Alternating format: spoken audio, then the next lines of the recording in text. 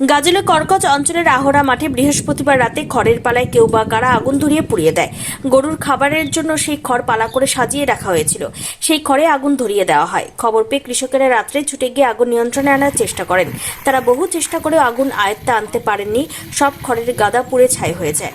জানা যায়, আহরা এলাকার কৃষক দেবেশ চন্দ্র রায়, রঘুনাথ সিংহ, মদন সিংহ সহ আরও অনেকের খড়ের পালা পুড়ে ছাই হয়ে যায়। ভীষণভাবে ক্ষতিগ্রস্ত হয়েছে বলে জানান তারা।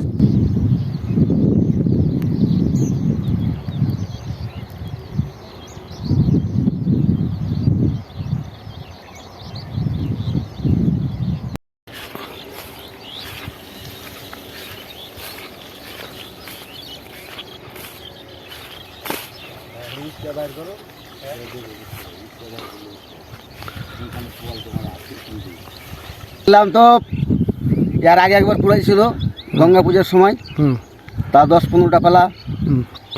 আবার কালকে দেখি আবার এই কেস। আমরা তো বাড়ি থেকে সব লাঠি লাদনা নিয়ে আসলাম দূর দিয়ে, কিন্তু পাওয়া গেল না।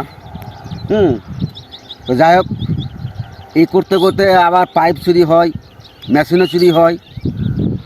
কতগুলো পালা পড়েছে এই ঘরের গাদা এই অবধি না, এই কালকে তো 10-12টা, আর আগে তো 10-15টা পুড়িয়েছে। তো মোট কত বিঘার কারি হতে পারে এখানে? তা ধরো 1-150 বিঘা 1-150 বিঘার কারি।